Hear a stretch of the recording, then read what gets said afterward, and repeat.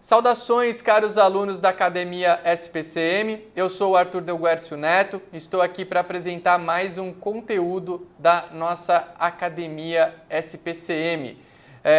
Muitos dos senhores acompanharam um treinamento gratuito que nós disponibilizamos por vários meses sobre os 10 anos da 11441.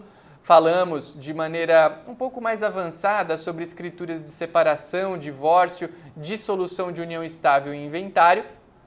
Acreditamos que esse material tenha atingido a sua finalidade e agora chegamos com um novo curso gratuito para vocês, nossos alunos queridos.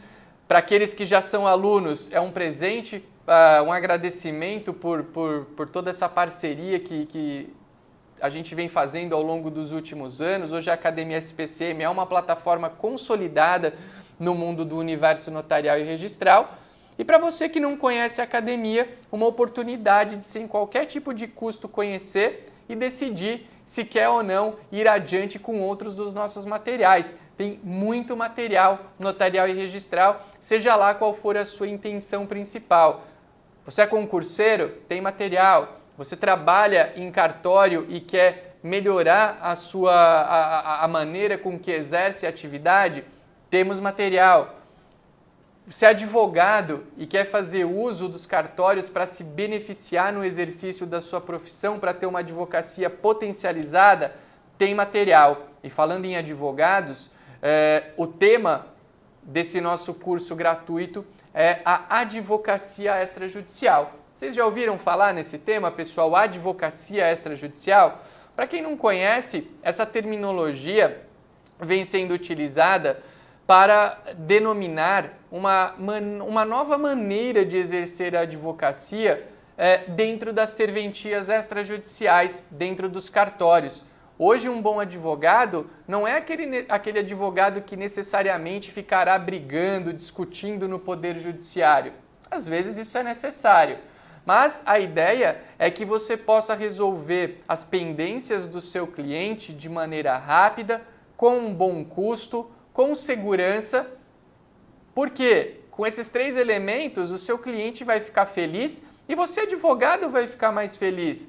Quanto mais rápido você resolver o problema, mais rapidamente você receberá os honorários advocatícios a que faz jus. E se você trabalha em cartório, pode estar falando, poxa, então esse treinamento do Arthur não serve para mim? Serve sim, porque você tem que encontrar maneiras de abordar os advogados da sua comunidade e demonstrar o quão importante é ele dominar a advocacia extrajudicial. Para os concurseiros nem se fale, tudo que a gente aborda aqui tem valia para o concurso público. A advocacia extrajudicial é muito ampla. Todos os atos praticáveis num cartório englobariam a advocacia extrajudicial. Mas, sem sombra de dúvidas, alguns deles se destacam. E esses destaques serão os abordados no nosso treinamento, no nosso rápido treinamento. Escolhi 3 temas: o protesto extrajudicial, a ata notarial e as escrituras de separação, divórcio, inventário e dissolução de união estável. Brevemente, teremos condições de avaliar outros atos notariais, mas o foco centrará nesses 3. E sem perder muito tempo, pessoal, já vamos aqui falar sobre o protesto, o conceito está na tela. Artigo 1º da Lei Federal 9492 de 1997. Protesto é o ato formal e solene pelo qual se prova a inadimplência e o descumprimento de obrigação originada em títulos e outros documentos de dívida. Parágrafo único. Incluem-se entre os títulos sujeitos a protesto as certidões de dívida ativa da União, dos Estados, do Distrito Federal, dos municípios e das respectivas autarquias e fundações públicas. O conceito legal de protesto, pessoal, na minha opinião, é o mais adequado conceito de protesto. A Lei Federal 9492 de 1997 é a chamada Lei dos Protestos, a famosa Lei dos Protestos, já um pouco desatualizada, mas ainda assim com muito elemento importante. Ela completou 20 anos no ano de 2017 e traz um conceito do Instituto Protesto, como eu disse, que é muito importante e muito adequado. E desse conceito, nós retiramos 3 informações importantes. A primeira delas, protesto é um ato formal e solene pelo qual se prova a inadimplência. Prova de inadimplência. Logo, protesto não é cobrança. Por que o protesto é confundido com cobrança? Por uma de suas características que serão estudadas logo na sequência. Mas protestar não é cobrar. Protestar é dar publicidade a uma determinada dívida, uma inadimplência. Qualquer inadimplência, Arthur? Não. Inadimplências que tenham origem em títulos e outros documentos de dívida. Títulos de crédito todo mundo conhece. Cheque, duplicata, nota promissória, letra de câmbio, enfim, são várias as possibilidades de títulos de crédito. Mas o que é importante dizer é que não só títulos de créditos podem ser protestados. Aliás, nos últimos anos, o protesto vem se desprendendo da sua raiz cambiária. Isso quer dizer que o protesto, além de títulos de crédito, também pode ser utilizado com os chamados outros documentos de dívida. Quais são esses outros documentos de dívida? Todos os títulos executivos judiciais e extrajudiciais previstos no Código de Processo Civil e, além deles, todo documento dotado de certeza, liquidez e exigibilidade. Não há tipicidade para a utilização do protesto. Terceira informação importante do conceito legal é que o protesto pode ser utilizado como ferramenta de recuperação de crédito do poder público. As certidões de dívida ativa são passíveis de protesto. Essa previsão legal do parágrafo único do artigo 1º é muito importante, por quê? Porque ela eliminou qualquer tipo de discussão quanto a essa possibilidade. Até a existência do parágrafo único no artigo 1º, parágrafo que foi inserido pela Lei 12.767 de 2012, muito se discutia se era possível o protesto de CDAs por não haver previsão legal. Hoje há previsão legal e essa lei que inseriu o parágrafo único no artigo 1º, ela foi declarada constitucional. Então, poder público, não tenha receio, utilize o protesto como ferramenta de recuperação de crédito.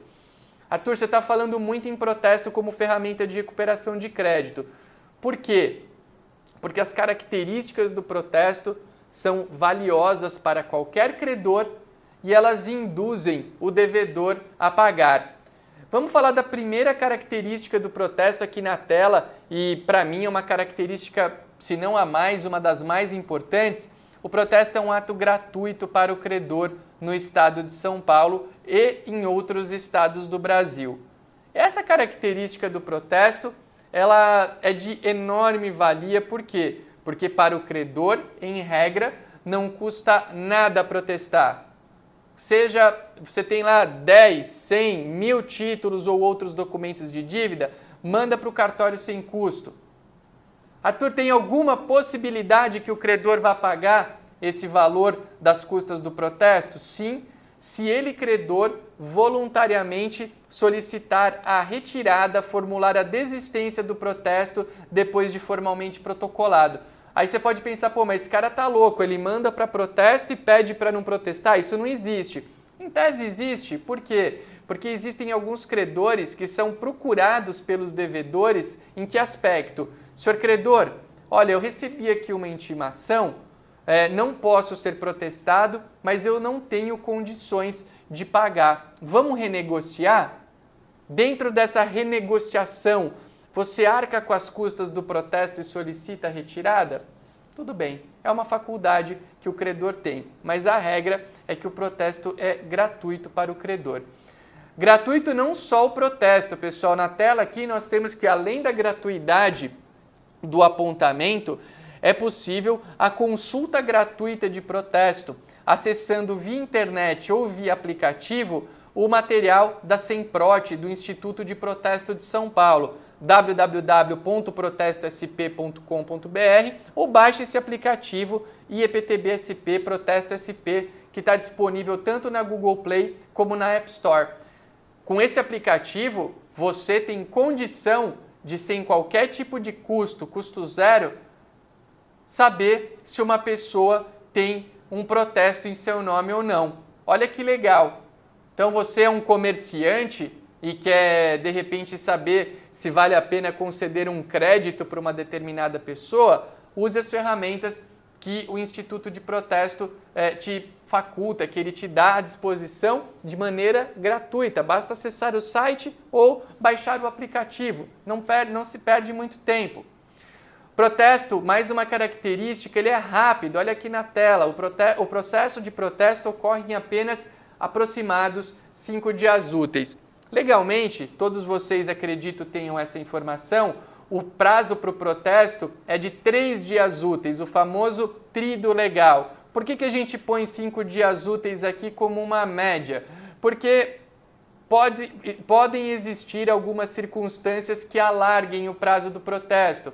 Um edital, uma pessoa que resida fora do município, do cartório, que recebeu a protesto o título de crédito ou outro documento de dívida. Então a gente põe na tela aqui esse prazo aproximado de 5 dias úteis, mas o tríduo legal lá da lei de protesto não mudou, continua sendo o prazo legal o prazo de 3 dias úteis, mas falamos aqui em 5 justamente para ter essa folguinha com eventuais ocorrências que possam existir no procedimento do protesto.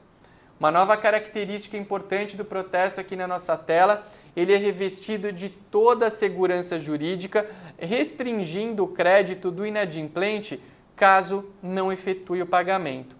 A segurança jurídica, pessoal, é fundamental para a escolha do protesto. Por que é? Algumas pessoas me perguntam, Arthur, por que então que eu protesto e não necessariamente negativo essa pessoa em alguma das entidades restritivas de crédito?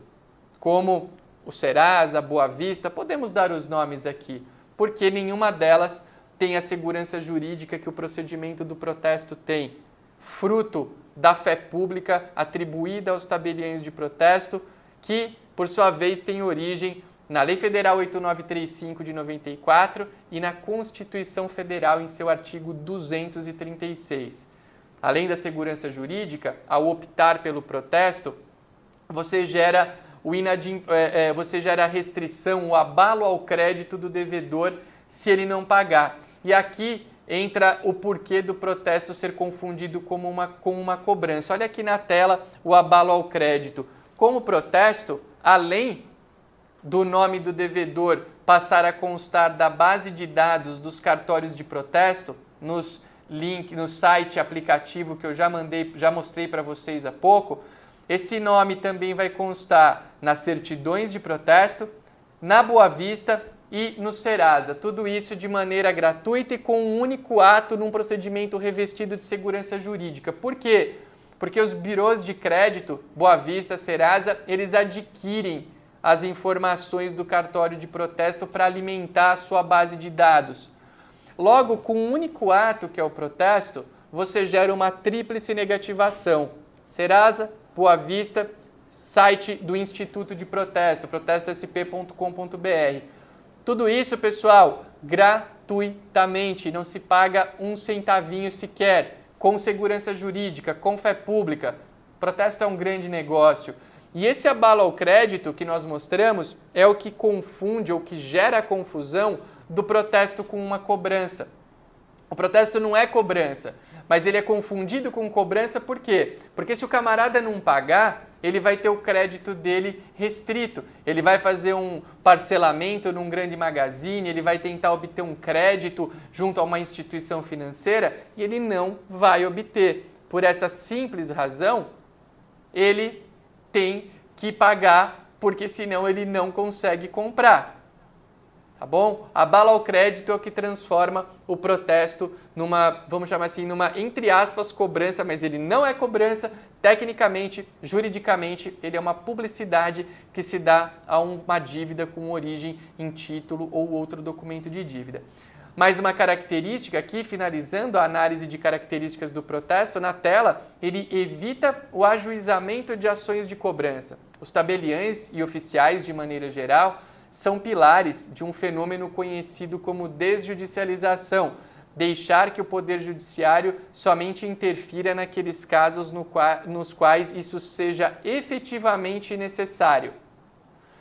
Por que o protesto evita processo? Porque como o protesto é um ato extrajudicial, se houver o pagamento no cartório, evita-se o ajuizamento de uma ação de cobrança e, consequentemente, contribui-se de maneira efetiva para o processo de desjudicialização.